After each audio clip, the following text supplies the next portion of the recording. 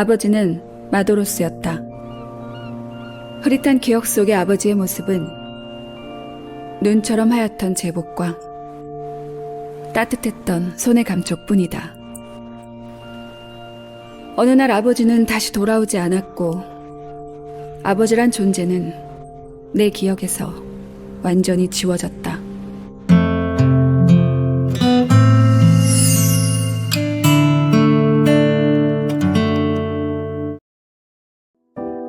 Anak perempuan ini namanya Yon. Ayah Yon adalah seorang kapten kapal. Gara-gara terlalu sering meninggalkan keluarga, Yon kecil jadi lupa bagaimana wajah sang ayah. Hingga suatu hari, ayah meninggal di laut tanpa sempat mengucapkan salam perpisahan. Tak lama setelah kepergian ayah, ibu yang sakit-sakitan juga meninggal. Di usia yang sangat masih muda, Yon harus hidup sebatang kara tanpa orang tua. Di pemakaman ibu, dengan wajah penuh kekecewaan, Yon berjanji pada dirinya sendiri kalau dia pasti akan bisa bertahan hidup dan akan tumbuh jadi wanita tangguh tanpa pernah sekalipun mengandalkan orang lain.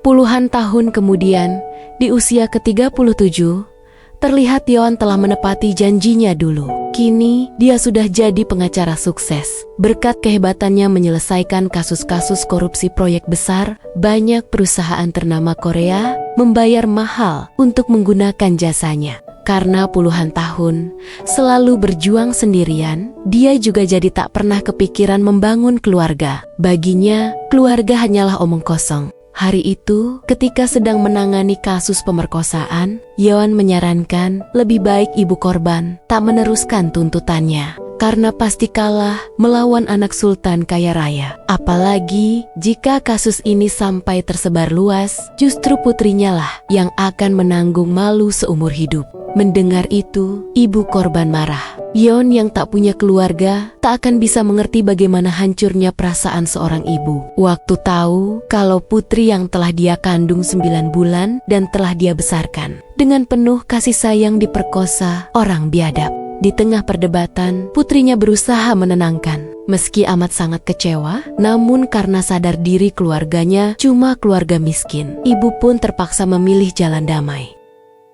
Selesai mediasi di lobi kantor, Yon papasan dengan seniornya. Senior menasehati, sebagai pengacara, harusnya Yon berpihak pada orang-orang miskin, bukan malah ikut menindas mereka. Namun Yon malah menjawab, pengacara harus rasional. Kalau orang miskin, gak mungkin menang lawan orang kaya, terus ngapain berjuang? Buang-buang waktu. Mendengar itu, senior cuma bisa terdiam. Sorenya saat sedang latihan bela diri, teman Yon menyarankan untuk mulai membuka hati dan mencari pasangan hidup. Di umur 37 tahun ini, sudah waktunya Yon berkeluarga, tapi Yon nggak tertarik sama sekali. Ia menganggap semua laki-laki itu nggak guna, bikin beban.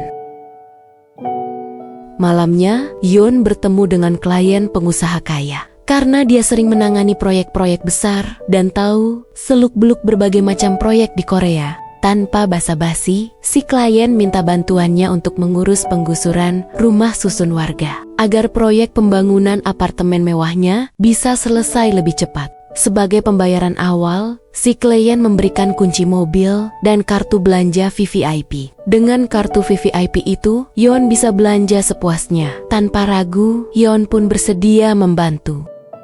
Keesokan paginya, setelah sarapan, Yon pergi mengunjungi makam tempat penyimpanan abu ibunya. Di depan makam dengan bangga, dia menunjukkan surat promosi kerja ke Amerika Serikat. Yon sangat senang, sebentar lagi mimpinya untuk jadi pengacara kelas internasional akan segera terwujud.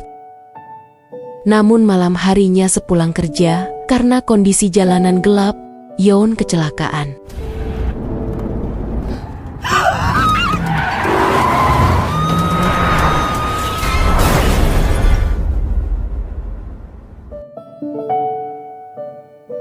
Anehnya saat membuka mata, Yon bingung. Kenapa dia pindah ke suatu lobi serba putih? Waktu bertemu resepsionis dan diperiksa nama serta tanggal lahirnya, resepsionis kaget lalu menyuruh menunggu sebentar. Di ruangan atasan, resepsionis melapor ada kesalahan dalam penginputan data. Jadwal kematian Yeon tertukar. Harusnya Yeon mati di tahun 2054, bukan sekarang. Mendengar laporan itu, atasan yang bernama Lee marah-marah. Beruntung Lee dapat ide. Ia memanggil Yeon, kemudian menjelaskan masalah yang sedang terjadi. Ketika tahu kalau dirinya baru aja mati, dia panik ketakutan. Lee pun mencoba menenangkan. Enggak perlu khawatir, dia punya solusi agar Yeon bisa hidup lagi. Kebetulan kemarin ada wanita yang memilih mati lebih cepat. Padahal usianya masih tersisa 1 bulan lagi. Kenapa Yeon gak coba gantiin wanita itu? Lewat program khusus, bila dia berhasil menjalani sisa hidup selama 1 bulan dan lulus masa percobaan, maka arwah Yeon akan dikembalikan ke tubuh aslinya yang sekarang sedang koma di rumah sakit. Karena cita-citanya masih belum terwujud. Tanpa banyak bertanya, Yeon langsung menjawab dia mau. Resepsionis lalu meminta Yeon berdiri dalam lingkaran, kemudian mengirimkan kembali ke bumi. Ketika membuka mata, Yeon shock. Sekarang, dia berada di tubuh emak-emak. Waktu ada pria muncul dari kamar mandi, Yeon teriak ketakutan. Ternyata pria itu adalah suami Yeon di kehidupan ini. Dia bernama Sung. Saat tahu kalau dia juga punya 2 anak, Yeon makin kaget.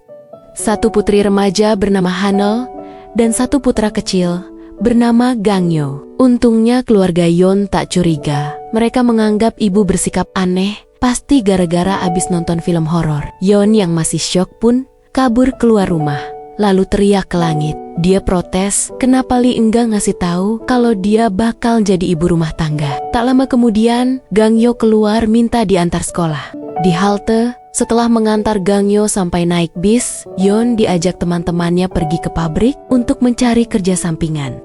Waktu mau pulang, dia juga dipaksa ikut nongkrong bareng. Di kafe melihat kelakuan teman-temannya, Yeon makin stres. Ia lalu ke toilet untuk menenangkan diri. Dalam toilet tiba-tiba Lee muncul. Karena udah nggak tahan, Yeon memohon untuk dikembalikan ke tubuh dan kehidupan aslinya. Namun Lee mengingatkan, sesuai kesepakatan awal, selama 1 bulan ke depan, Yeon harus lulus masa percobaan di tubuh ini dulu. Daripada terus-terusan stres, kenapa Yeon gak coba belajar bersyukur dan menerima keadaan? Mendengar itu, Yeon cuma bisa terdiam. Di rumah setelah menganalisa kehidupan keluarga barunya, akhirnya Yeon memutuskan untuk mulai menerima keadaan seperti saran Lee. Tapi pas lagi belanja di supermarket, limit kartu kredit suaminya ternyata gak cukup.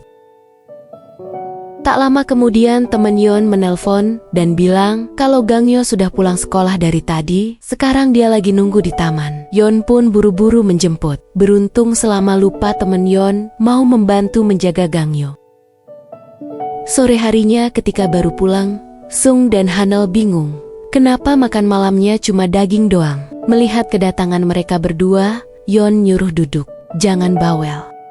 Di kamar, waktu mau tidur, mendadak Sung ngajak hubungan suami istri. Saat ketakutan Yeon langsung melintir tangan Sung, sambil mengancam akan melaporkan suaminya itu atas tuduhan pemerkosaan. Biar nggak macem-macem, Yeon memilih tidur di sofa.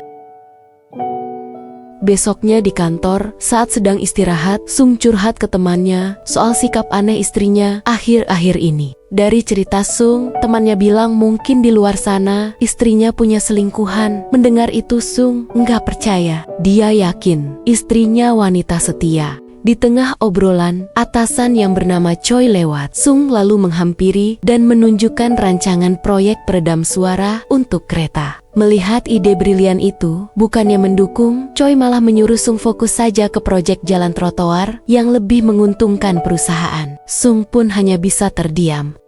Di sisi lain, terlihat Yeon sedang nongkrong sama teman-temannya. Temannya memberitahu, mereka semua harus kompak menolak proyek pembangunan apartemen mewah karena akan menggusur rumah susun warga setempat. Mendengar kabar barusan, seketika Yeon diingat. Di kehidupan aslinya, dia bekerja untuk klien kaya yang ingin membangun apartemen mewah itu. Yeon pun lalu bergegas pergi ke rumah aslinya untuk mengambil berkas-berkas penggusuran. Sesampainya di rumah, setelah menemukan berkasnya, sebelum pergi Yeon baru ingat dia pernah dikasih kartu belanja VVIP. Karena pengen banget belanja, Yeon pun ke mall, lalu membeli baju dan tas mahal. Pas mau bayar si kasir curiga, kenapa nama Yeon beda sama nama di kartu VVIP-nya.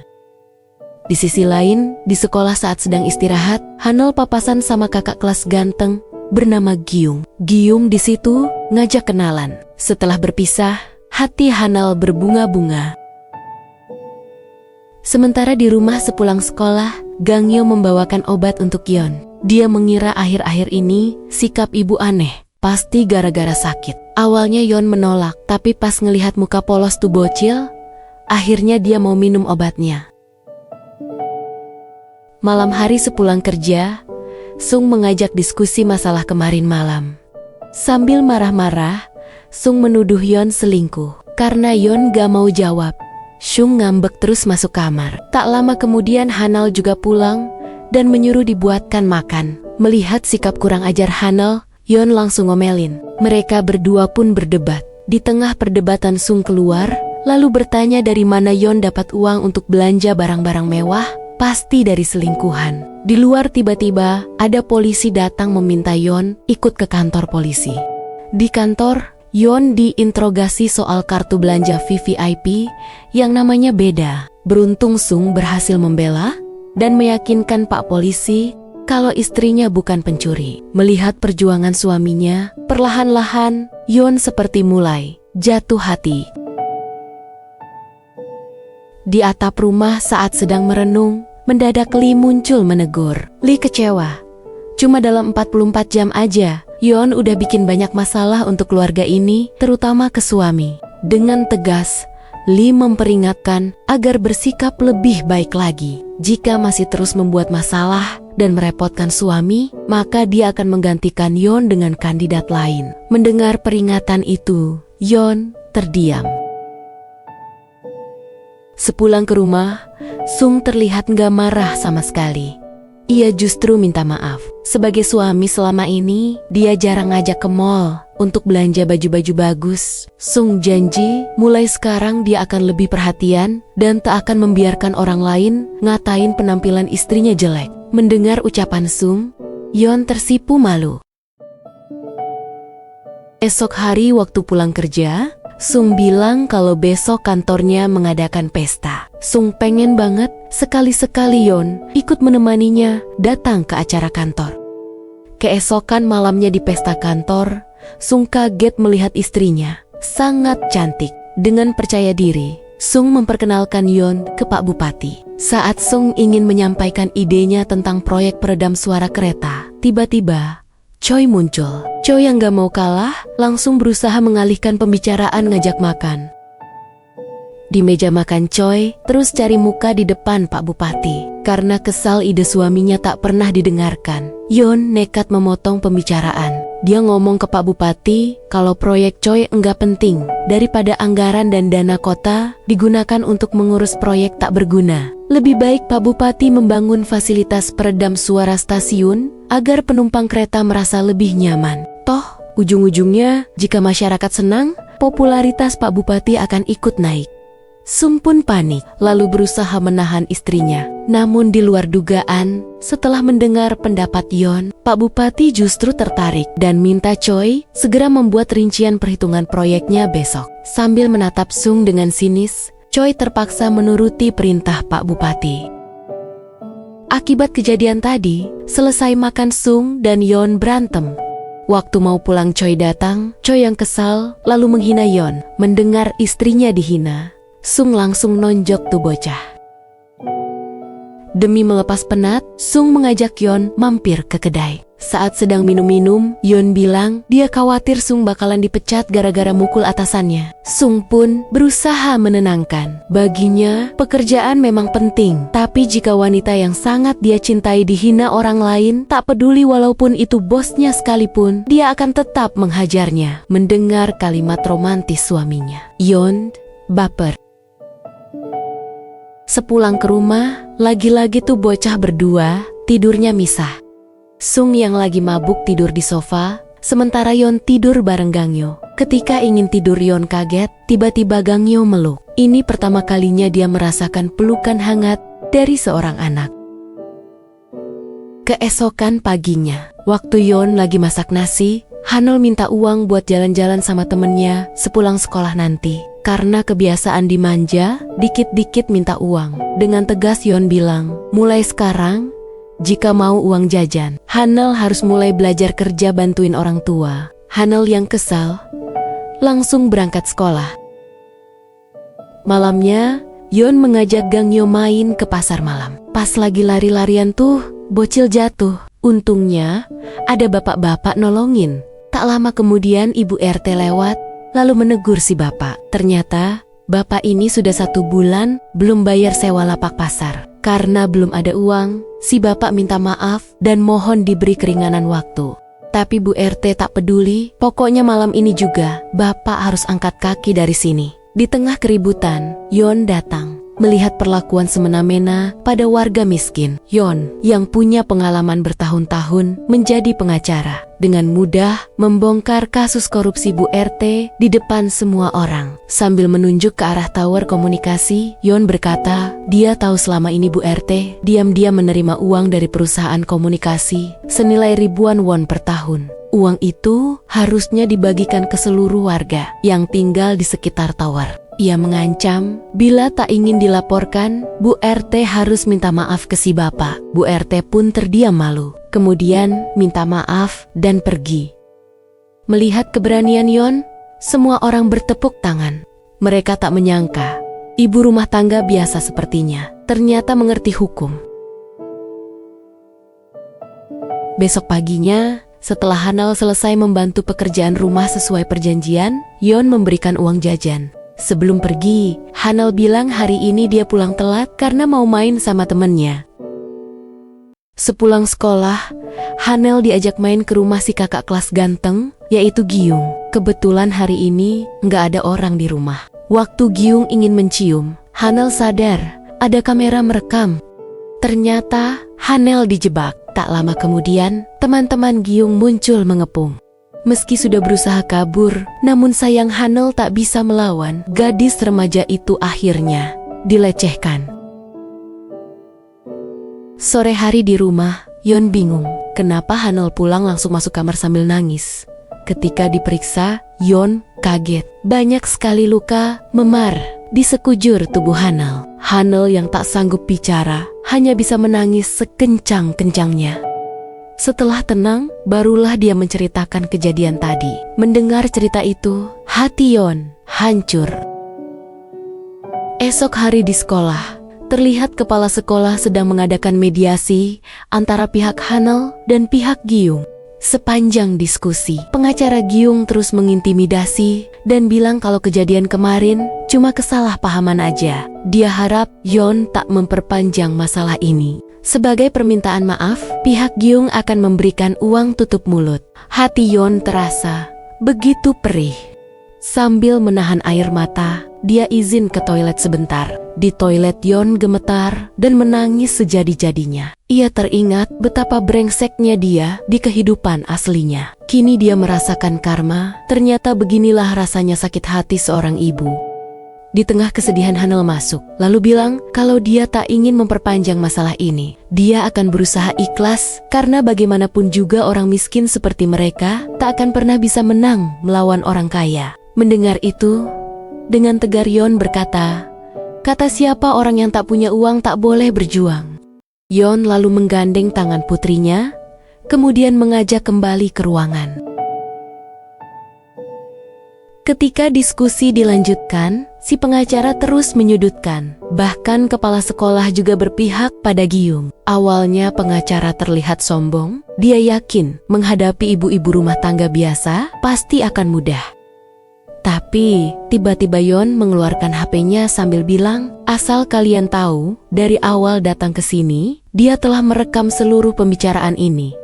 Sekarang, posisi sudah berbalik. Gyung, pengacara, dan kepala sekolah pun panik. Bagi Yeon tak ada yang namanya damai. Dengan tatapan tajam, Yeon bersumpah akan membuat Gyung merasakan penderitaan seperti di neraka.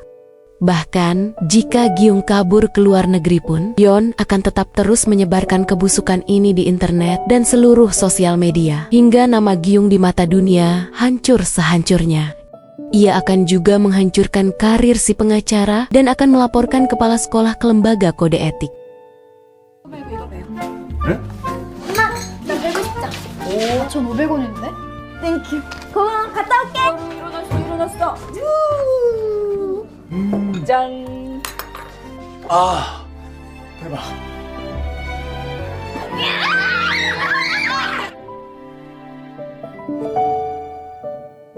Saat memandangi keluarganya dari balkon, tiba-tiba Lee muncul. Lee mengingatkan kalau waktunya hanya tinggal tersisa hitungan hari lagi. Mendengar itu Yeon sedih dan kepikiran bila nanti dia tak ada bagaimana nasib anak-anaknya. Lee pun menasehati, di sisa waktu ini sebelum pergi, lebih baik Yeon membimbing anak-anak agar bisa hidup mandiri.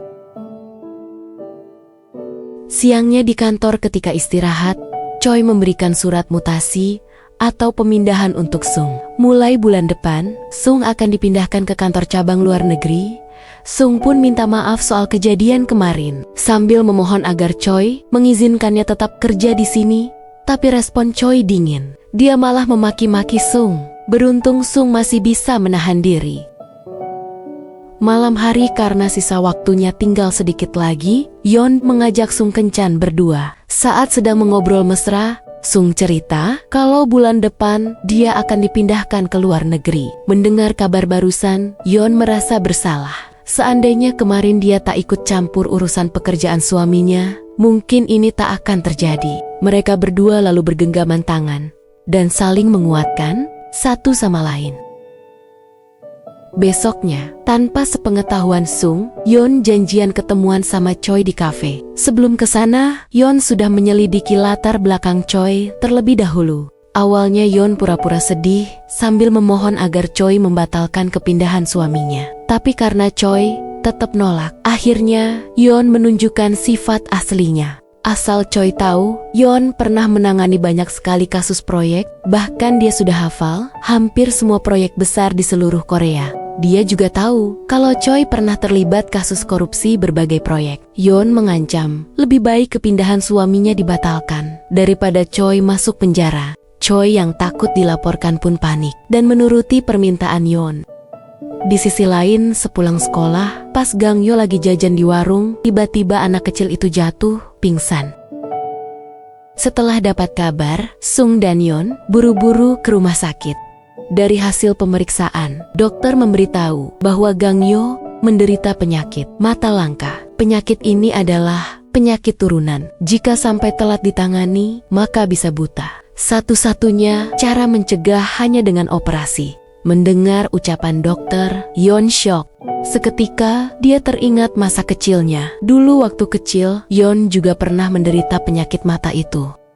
Di atap rumah sakit, Yeon menangis kebingungan, lalu bertanya pada Lee, kenapa Gang Yo bisa menderita penyakit mata turunan sepertinya, padahal dia tak punya hubungan darah. Dengan perlahan, Lee menjelaskan, meski Yeon cuma ibu sementara, tapi cerita hidup dan semua hal tentang Yeon ikut terbawa dalam kehidupan ini. Yeon pun semakin menangis.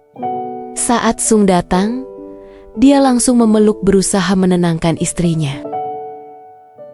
Malam harinya, Yeon tidur di samping Gang Yo. Sambil memeluk putra kecilnya itu, Yeon menceritakan tentang masa lalunya. Dulu bahkan sampai sekarang, dia sangat membenci ayahnya. Karena dari kecil, sering ditinggal pergi berlayar. Dia jadi tak ingat bagaimana wajah ayah. Ia hanya ingat kalau ayah pria jahat. Yeon dendam, gara-gara ayah meninggal, ibu jadi sakit-sakitan, lalu ikut meninggal juga. Dan dia harus hidup sebatang kara. Dulu Yeon berjuang mati-matian, menjalani kerasnya hidup sendirian, sampai bisa sukses. Namun meski sudah sukses, anehnya dia selalu merasa kesepian. Kini setelah bertemu Gang Yo, Hanel, dan Sung, dia jadi sadar kebahagiaan selama ini dia cari bukanlah uang, tapi keluarga. Pagi-pagi ketika menunggu Gang Yo operasi, mendadak Lee muncul. Melihat Lee, Yeon sadar jika waktunya sudah tiba. Tapi waktu taksi datang menjemput, Yeon mohon diberi waktu sebentar lagi sampai Gangyo sadar dari operasi. Dia tak ingin pergi begitu aja tanpa berpamitan dengan anak-anaknya. Sayangnya, Lee tak bisa mengabulkan permintaan itu. Meski sangat menyayangi mereka, namun ini tetap bukan kehidupan asli Yeon. Karena masih belum siap berpisah, Yeon pun nekat kabur.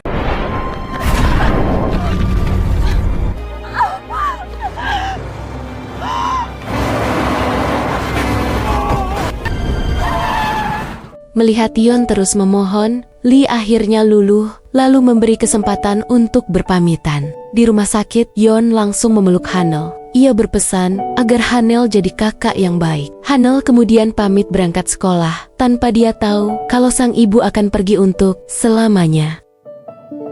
Yeon lalu menghampiri Gangyo yang baru sadar dari operasi.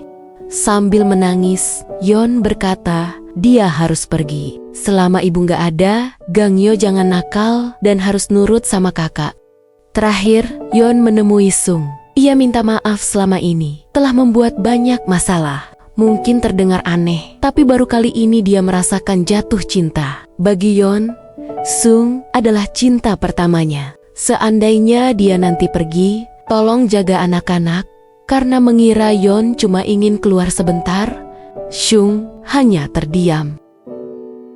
Selesai berpamitan, dengan berat hati, Yeon pun pergi, meninggalkan keluarganya.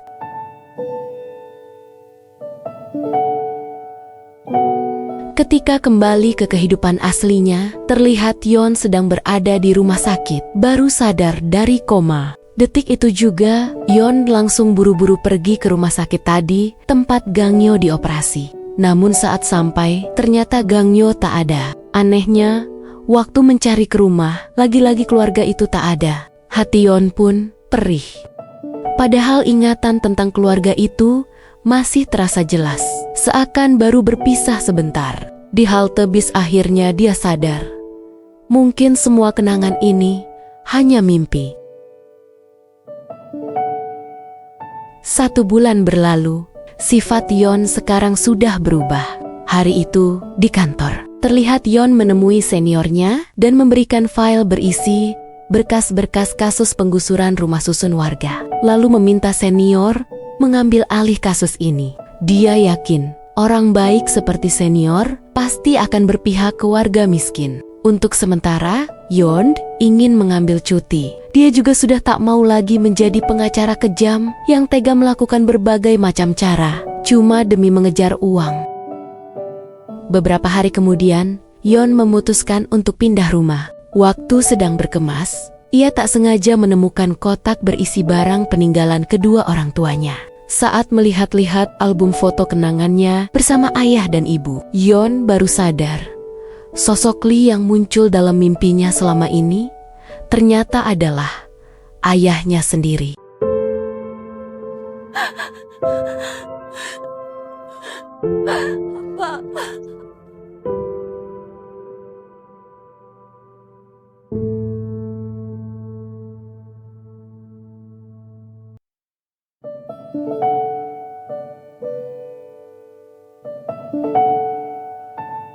Keesokan harinya, setelah pindah rumah, Yeon pergi liburan untuk menghibur diri. Sebelum pesawat berangkat, ketika Yeon sedang mencari nomor kursi, tiba-tiba ada bocil menyapa.